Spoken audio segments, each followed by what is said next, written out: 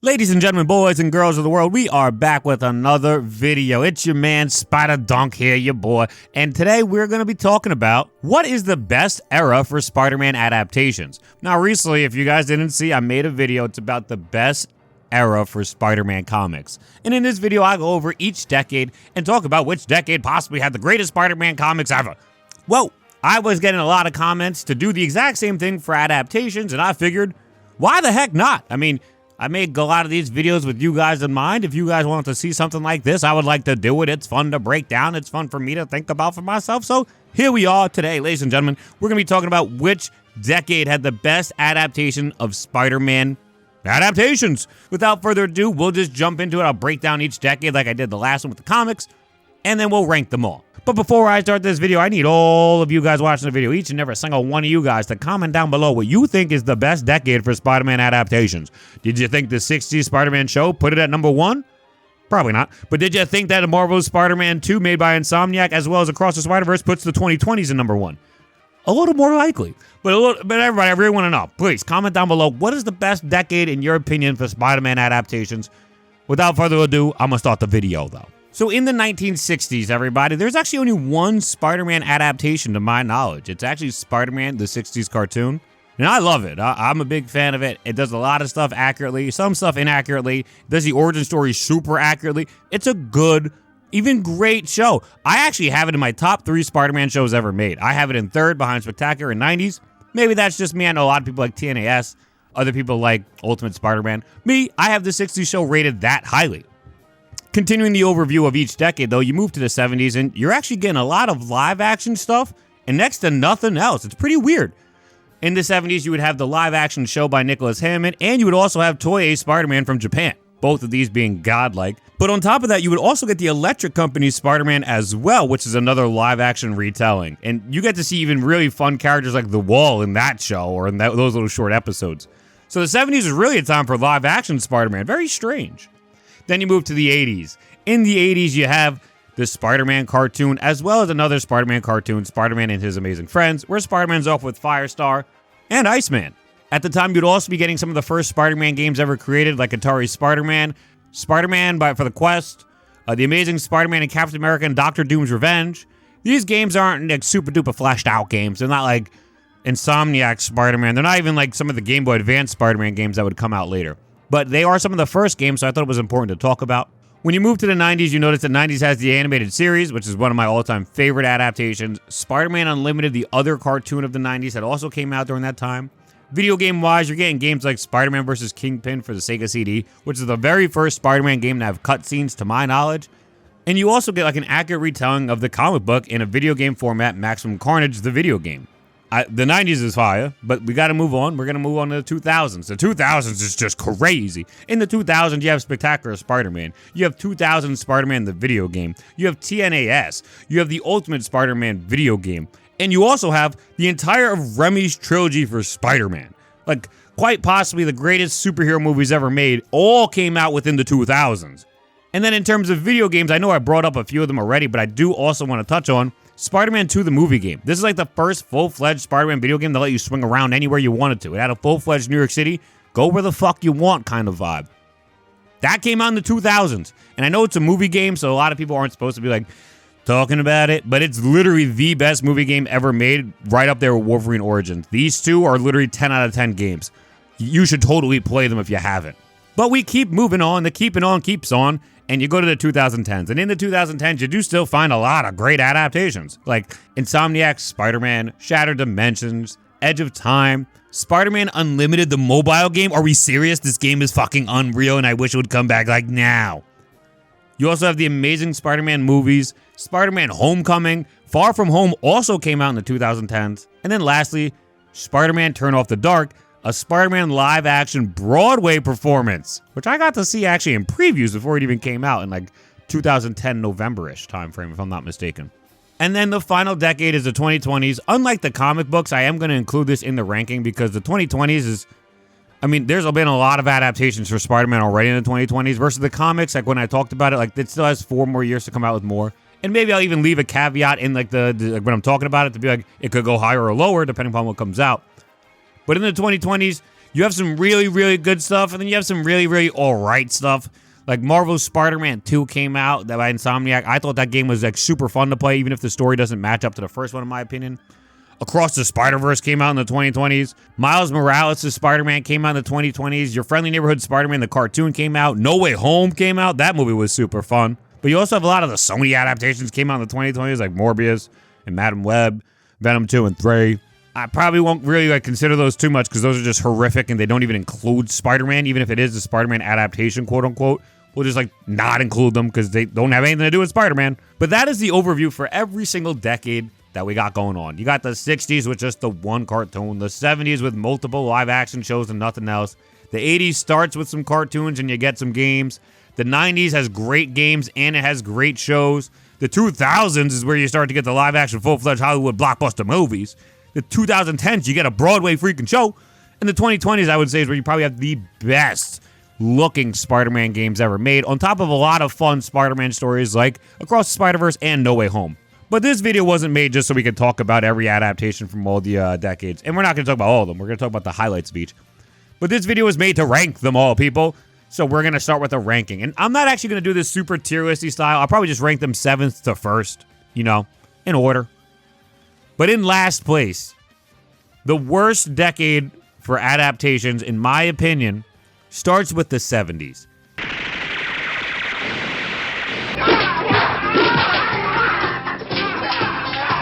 Well, if it isn't the wall-crawling creep. Here's one wall you'll never crawl, you red and blue buffoon! In the 70s, you have 2 live-action shows. Neither of these really feel like Spider-Man adaptations. I don't want to hate on them too much because they're both still super fun. But Stan Lee has even come out and he did not like the Nicholas Hammond adaptation, the live-action show made in America. Toei Spider-Man is literally just its own thing. And even though, like I said, it's super duper fun, I like my adaptations to have some sense of comic accuracy or relate to the comics or somewhat or something like that. I don't think Toei was really doing much of that. Honestly, in my opinion, I would say the best adaptations from this decade was the Electric Companies. They were super fun, they were super grounded, and a lot of the stuff stayed, like The Wall. Like, everybody still talks about, I shouldn't say everybody talks about The Wall, but if you're a Spider-Man fan, you know who The Wall is, and this character was created because of the Electric Company. So this is probably what I would say is the best adaptation of the decade. But overall, I would have the 70s as the last place decade in terms of adaptations. Moving on to 6th place. When you look at 6th place, you have to narrow it down a bit more because it starts to get a little bit harder. I do think that a lot of people may be upset with this one. Maybe not too upset. But for me, it would be the 80s.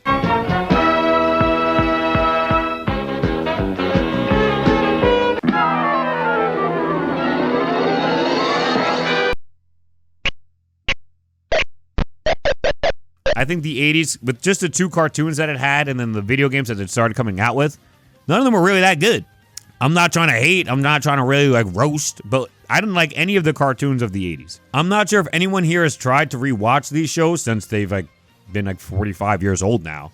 But if you have tried to watch some of these shows, you'll notice these shows are brutal. They're a slog. It's super slow. The pacing is super grindy. It's hard to get through. And I would honestly say the same for the video games too. The video games, while they're fun because this is the original time for us to get Spider-Man games, at the same time, they're not that good. These aren't the greatest games ever made. So I have to say that the 80s would come in 6th for me. And I know the next one's going to shock people because of that, because the next one in 5th place would be the 60s. And the reason why I would say that shocks people is because the 60s only had one adaptation. It just had the 60s cartoon. But again, I am a strong believer that this is the 3rd best Spider-Man cartoon ever made. I really do think it's like that. Whereas both the 80s shows, if I were to rank them out of 10, I'd probably put them at a 6 or a 5 out of 10. I literally put the 60s Spider-Man show at a 9 and 9.5 out of 10. As a show, it is so fucking fun, man. It's just so fun. You got Spider-Man webbing himself up into a ball and bowling over a bunch of police officers. You got Spider-Man fighting Rhino and he hits him with a bunch of pepper and then Rhino sneezes and gets covered in stuff so he can't move anymore. It is awesome. I think there's even one scene when he goes down to Florida and he's trying to catch the lizard, which is like the comics, and he literally makes a literal propeller on a boat out of a web and then just starts spinning and flying off on the boat. That doesn't make any sense. I don't get how this would ever work, but it's just so funny. How about the scene when Mysterio was meeting with J. Jonah Jameson and he's like, I've taken down Spider-Man, you owe me my money. And J. Jonah Jameson's like, you haven't proven it though. So until you prove it, I'll give you half your money. And then J. Jonah Jameson rips the money literally in half and gives him half of the money. That's fucking funny to me, man. That's a cartoon when a cartoon is supposed to be a cartoon. The 80s cartoons, not it. The 60s cartoon, super fun, had accuracy, and I would put it above. It is so much better than the rest of the stuff that we talked about. I literally make this entire decade above the other 2 decades. The 70s had 3 different adaptations come out. Still not better than the 60s in my opinion. The 80s had at least 4 different adaptations come out. Still not better than the 60s in my opinion. The 60s Spider-Man show is really like that, man. If you haven't seen it, I strongly suggest it. I will say there's some weird shit because there's like some original storylines in there too. But it doesn't take away from the fact that they did a lot of the original storylines. And some of them pretty accurately too. So for me, in 5th place, I got the 60s. The number 4 spot. Now, I know a lot of people may get upset about this one because now we're starting to get into the territory in which people were alive for and people have very, very, very fond memories for. But for me, in 4th place, it has to go to the 2010s. All right, so you don't want to talk? There you go.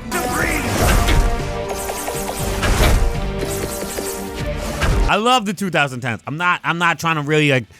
The 60s was like the first generation where it was like, okay, there's a great adaptation here, but like that's really it. The 2010s has plenty of great adaptations.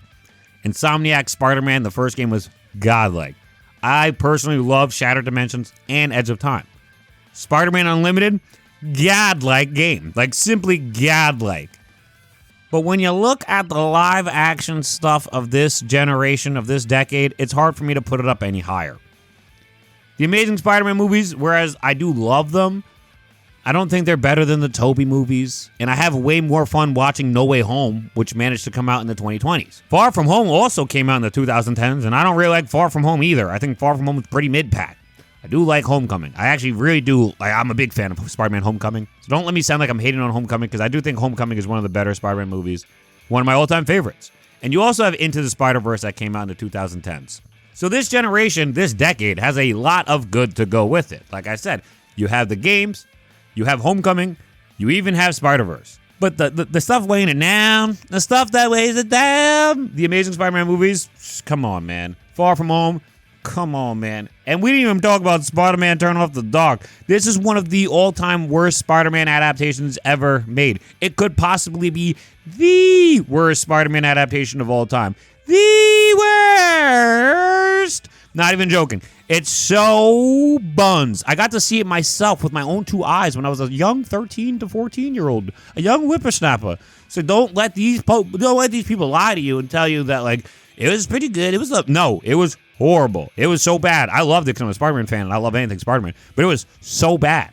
The director didn't even want to tell a Spider-Man story. They like had a fight with her to get her to actually tell a Spider-Man story. It was like this whole like Weaver thing that like did not exist. And I know you're thinking the Weaver exists. No, not like that Weaver. They're like making these random like metal shiny characters. Terrible. Just terrible.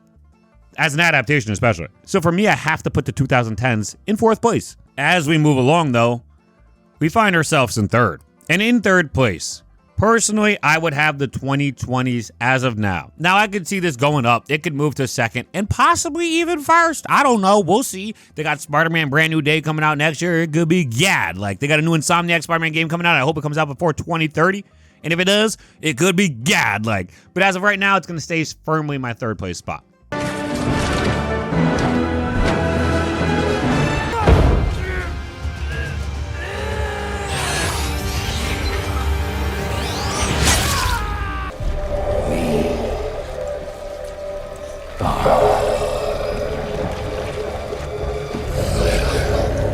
The 2020s had some really good stuff. Marvel's Spider-Man 2, while the story is not that great, I'm not gonna lie, I'm not a big fan of the story. The gameplay is just fucking unbelievable. I love flying around the city. I love kicking ass. I love fighting the symbiotes no matter where they are. I love symbiotes no matter what they are. I think the Venom storyline is very bastardized. I thought Kraven was really cool. All in all, I thought it was still a great game. And I know online you'll see me, I flamed this game numerous of times. I've flamed this game so much because the Venom storyline's buns. It's just so buns. And Venom not being the main bad guy after all the marketing is so terrible. And what they did with Scream, trying to tell us that Scream is exactly like Scream from the comics that we loved, and it was nothing like that. It's just so terrible.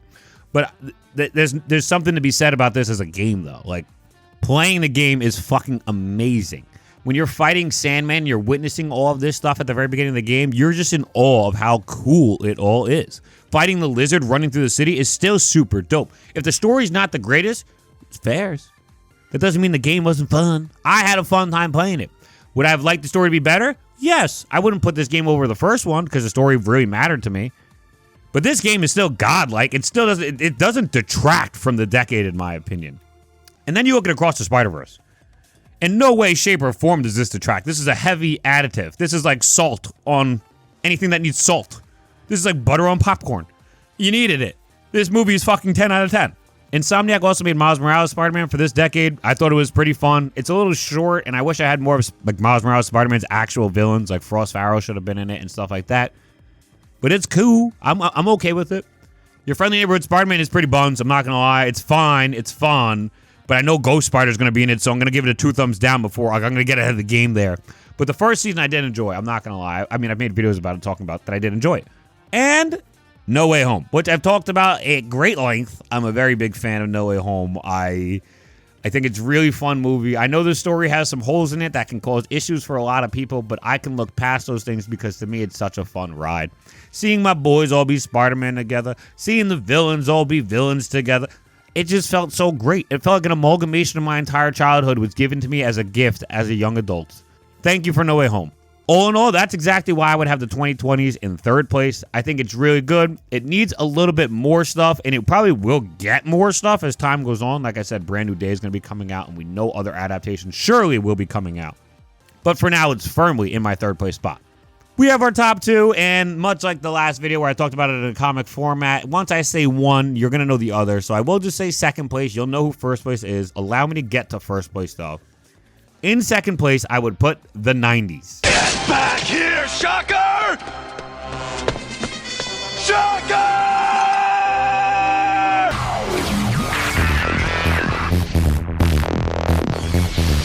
You're wasting precious time, fool.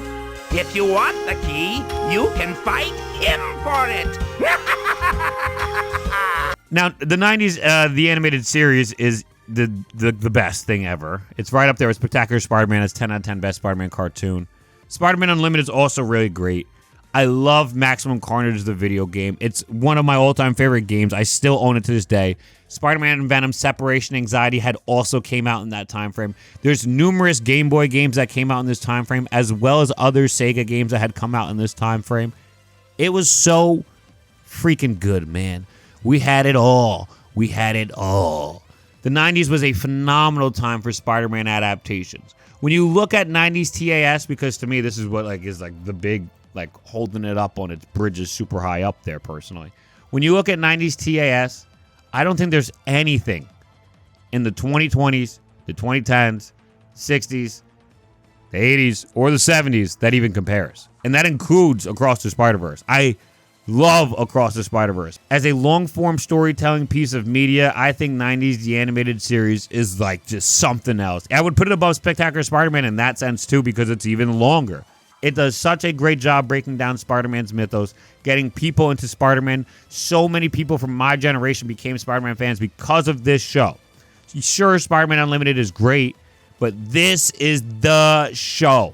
This is it for everybody that puts them on. If you haven't watched this show because you came late or you started early, I strongly suggest you watch this show because you're going to be fucking mind blown at how fucking good the 90s animated show is. Also, Maximum Carnage is quite literally my favorite Spider-Man comic story. At least it's up there. So I strongly recommend everybody plays the game. I am raving nonstop constantly on this channel about how we need one-to-one adaptations. We really, truly do. But the only time we really, truly were getting that was in the 90s. And that's in this format of 90s Spider-Man Maximum Carnage, the video game. This game had literal scenes from the comic pulled out of the comic book to show you on screen, as the cutscenes and whatnot. It follows the storyline damn near to a T the entire time. You are playing out the stories of Maximum Carnage. If you've read the book and then you play the game, you will be enamored with how good it is. I strongly recommend everybody check this out as well. Me, as somebody who's big on accurate adaptations, it's hard for me to not say this is just a fucking 10 out of 10 game as well, even though it's a beat 'em up from the 90s. Well, party people, we've made it to number 1. I'm sure you guys could all guess what number 1 is at this point. I mean, There's only one decade left. It's the 2000s. See you, chump. Excuse me, can I come in this way, or do I have to break my own window? Nice words, Octavius. If these executives knew you the way I do, I wonder if they'd be so quick to applaud. Just keep shooting, Eddie. This decade is supreme. This decade is nigh unbeatable. When you look at it for video games, it has the best, like most plethora of video games. Like there's so many video games you could choose from. They're so fun. When you look at the movies, it is easily the best movies out of any of them. And when you look at the cartoons, it rivals any of them in cartoons. Where I do think 90s is above Spectacular Spider-Man because it's longer. As just a cartoon, they're both right up there as 10 out of 10s. When you look at Spectacular Spider-Man overall, it's a great modernized retelling of the Spider-Man like original story, his original mythos, but set in a more contemporary environment. Phenomenal story. Greg Weisman cooked when he made it. All the people on the team cooked as they created this. It's a banger. The 2000 Spider-Man game, I would put this up against any Spider-Man game. There's plenty of Spider-Man games that give you more to offer, like an open world experience. But I don't need that. I'm not the biggest one. I need an open world or it's going to be ass. I thought Shattered Dimensions was fire, and it's an episodic mission-based video game. I don't care which one you're going to give me. I can work with either of them if the game is good enough. 2000 Spider-Man had so many accurate stuff about Spider-Man and his adaptation, so people who are watching it or playing the game could actually get into the comics without, like, having too much of an issue. It felt seamless, because all this stuff felt like it was, like, put out of the comics just as its own story, though. TNAS is whatever. I think it's pretty good. I think it's good. I don't think it's the greatest Spider-Man show. I don't have it in my top 3. I'd probably put it in my top 5, maybe 4th, but it's good. But then you have the Ultimate Spider-Man video game, and I just talked about this with Maximum Carnage. This game is an almost one-to-one exact retelling of the Ultimate Spider-Man original comics that were coming out at the time in the 2000s. That's fucking cool as shit. That's awesome. I would love to play through a comic book again. If Ultimate Spider-Man 2024 got one, I'd be ecstatic. I don't know exactly how all the gameplay would work because you're not fighting bad guys all the time. Maybe you'd play as Harry, but I mean that actually would be really cool. Shit, we might be on to something. Anyway, and back to the video. The 2000s were just a phenomenal time for all this stuff. I didn't even get to talk about Raimi's Spider-Man yet. Whereas, like, I know I've talked about how Andrew Garfield's Spider-Man feels the most accurate to me, like, as the actor and the character he's portraying. I've talked about Tom Holland's Spider-Man having so much more story to be able to tell currently because we're going to go to Battle World. He could get the symbiote there. We could finally get that accurately done. You got Hobgoblin who could take right after Green Goblin. You could do that so seamlessly. Tombstone's worked into the... They got so much stuff they're going to be able to do in this franchise. It's so good. That's what I'm loving about it. But the thing about the original franchise, the thing about Raimi's Spider-Man that you cannot match with these other franchises, at least from what I've seen, is the sincerity. Oh my goodness. I feel like every single scene, every single character, there's not one thing about this that just feels off to me. It felt like the writers, the directors, the people who worked the cameras, the people who are working lighting, they all wanted to be a part of what they considered to be a 10 out of 10 Spider-Man adaptation.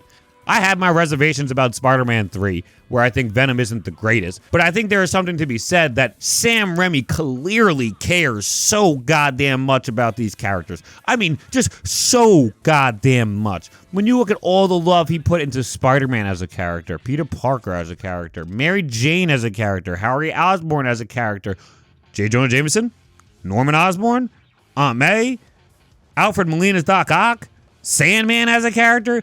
I would even go as far as to say I felt like Venom in this franchise still felt like it had some sincerity and care done to him. I know Sam Raimi didn't want to use him, but that doesn't mean it didn't feel like Sam Raimi didn't put care into actually putting him into the script.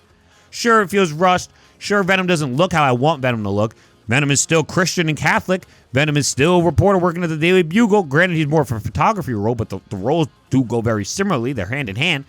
Like, to me, it just feels like there's nothing bad you can say about how much effort and work that went into each and every single character in this franchise.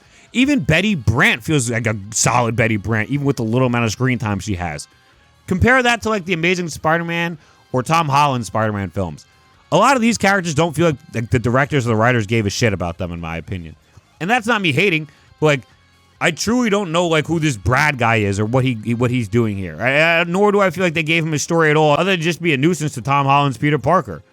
Compare that to Flash Thompson from the original universe, from Raimi's universe. Like, yeah, he's a bully, he's a bad guy, but you also see him graduating, right? You also see him later on crying at the service. You also see him like arguing with them. Like, he feels like an actual character that's giving more stuff to do than just be an obstacle for Peter Parker. I mean, I would go as far as to say that about the Flash Thompson and also in Tom Holland's trilogy. And then you look at like the Amazing Spider-Man, and like they just half-assed throw J. Jonah Jameson into the script saying that Andrew Garfield's taking pictures for the guy. All in all, they don't do enough to actually make the character feel like he's there. You got like a cameo from like Alistair Smythe, doesn't feel like he actually matters or anything. Norman Osborn doesn't feel like he matters or anything. He just shows up in a video and he dies like on screen. So for me, it just feels like when you look at Sam Raimi's Spider-Man, all of these characters, all the storylines, everything feels like it's interwoven so well and people actually matter. The writers made sure people actually mattered in the script, and that is something you can't say for any of the other Spider-Man franchises, in my opinion. That's not to say that no character mattered also, because I know people are going to take my words and use them wrong. I still think like Andrew Garfield's Spider-Man was written well. I think Tom Holland's Spider-Man was written well. It's just that a lot of the other characters, like Sally Mae's Aunt May or Marissa Tomei's Aunt May, don't feel like they were given enough to do or enough to actually matter to the viewer. It's just my opinion. And then the last thing I have to bring up about the 2000s is the Spider-Man 2 video game. I talked about it briefly before, but this game literally started it all. This was the first game you could go anywhere you wanted in New York City. It had a pretty solid orchestration of what New York City actually was supposed to look like. It was godlike. And this came out in like 2005, 2006. Way ahead of its time. Like Insomniac is doing it now. A decade plus later. Like, you got to give credit where credit's due. A fully open world Spider-Man game, the first one ever, and it was a movie game. Give the fucking credit where it's due, man. Spider-Man 2, the movie game, rocked.